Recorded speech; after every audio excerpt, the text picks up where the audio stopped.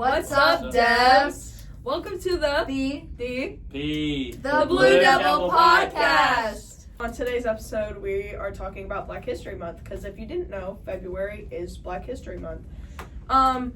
So we have some figures that we are talking about today, like, for instance, the two that I'm talking about is one is Kobe Bryant.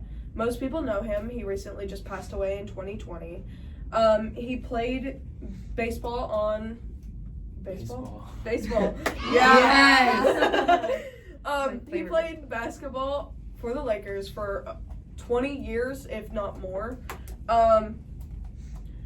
He also did like academies for kids to learn basketball and such from like ages 8 to 18, which I think is really cool, getting kids involved. He also made donations to the National Museum of African American History and Culture, which I think is really cool personally. He served as an ambassador on After School All-Stars, again with getting kids involved with sports. And he did a lot of sports academies along with. Rest in peace, Kobe Bryant. We lost him in 2020, as I said. And then next we have Simone Biles. She competed in 2016 and 2020 Olympics. She has 11 Olympic and 30 World Championship medals. Everybody knows her as a gymnast because most people that I have talked to know Simone Biles because she is like the biggest gymnast known around because she's just that good.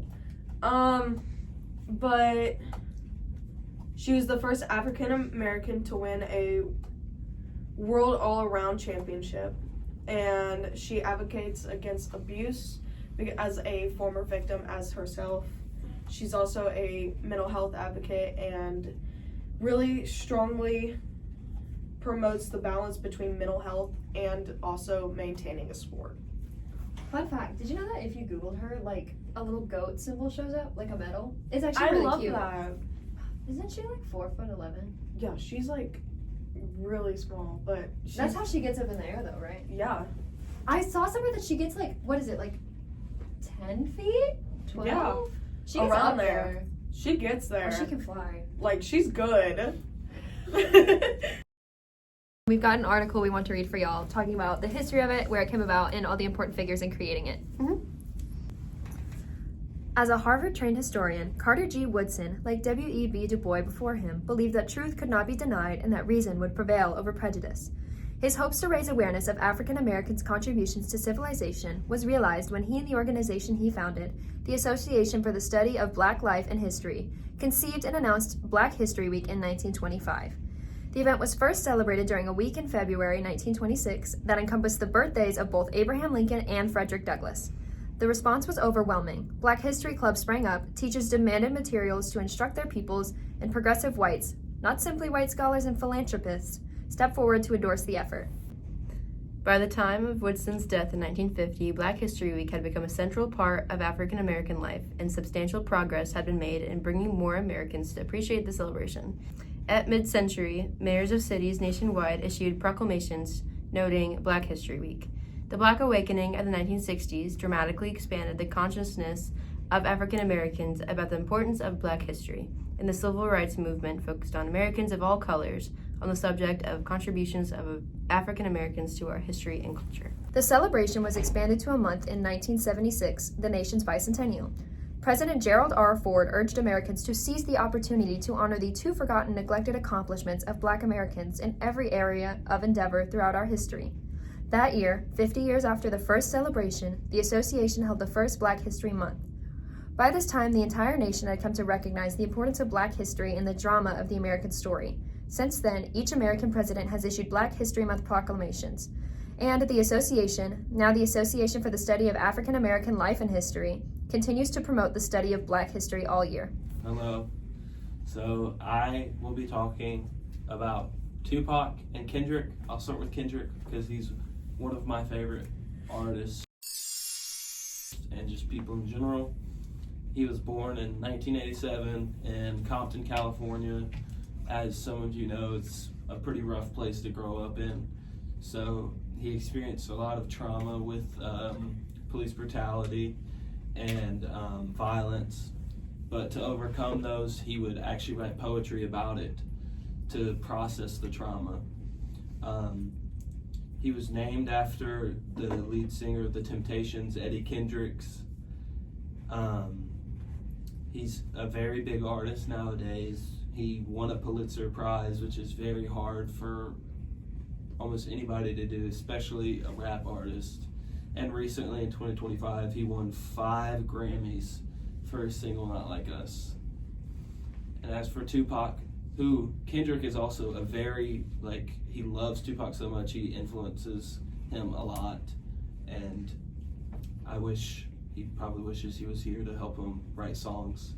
But Tupac, big artist as well. I mean, I feel like almost everybody knows him. His music is really good.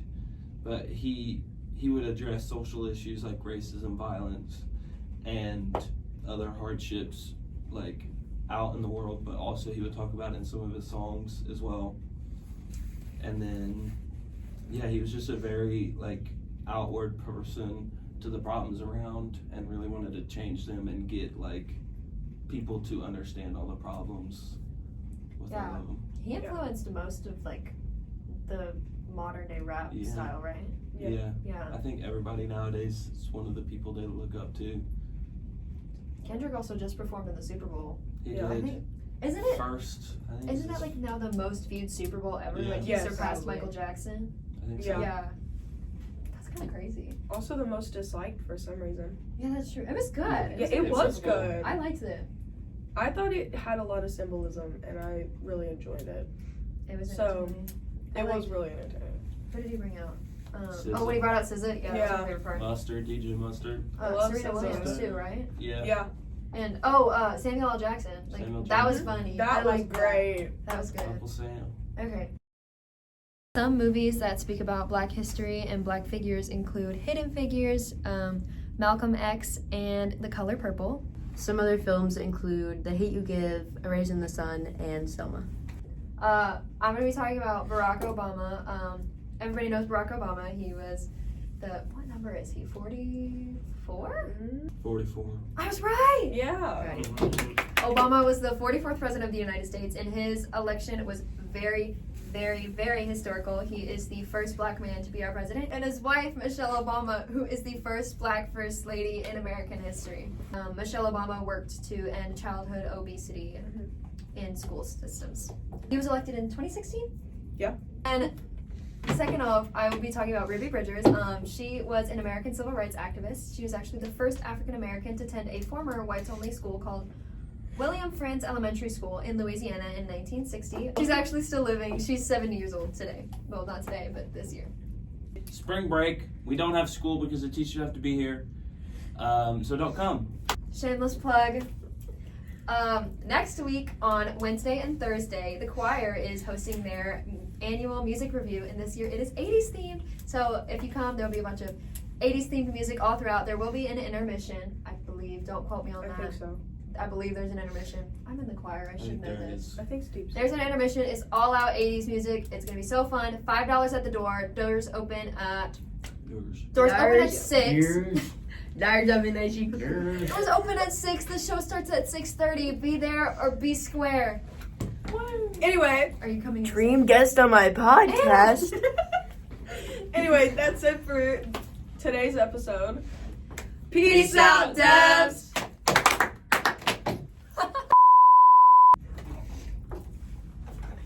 That went amazing. And also, his wife Michelle Obama is the first Black lady in the United States. Mm-hmm.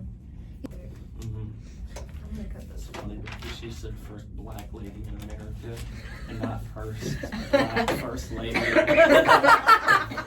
So now she's the only Black lady in America. I'm gonna. Oh no! She's the only. Oh she's the no! first. We're gonna cut it back and forth and pretend like I didn't mess that up. Don't laugh at me. Wait, a week from today isn't spring break. Yeah, but it will be. Well, We're no, we posting on post this Friday. on Friday. Yeah. She's actually still living today. She's 70 years old to this day. 7. I said 70. Who's the 7? She's 70 years old. Forgot how to do it. How do you do it? Peace out, Peace out, devs. devs. Hold on. Okay. Okay, ready? Hold on. Oh wait, it's peace out, devs. Yeah, peace out, devs. Yeah. Huh? It's What? down. Yeah. No, No, down down, down, clap, clap, clap, down. Yeah. Peace out, devs. Yeah. Okay. Peace out, devs. Okay. Anyway, that's it for this week's episode. Tune in next week for more. Yeah. Anyway, peace Peace out, out, Did devs. I mess it up? Hi, chat. Okay. Can you tell I'm camera shy? Okay.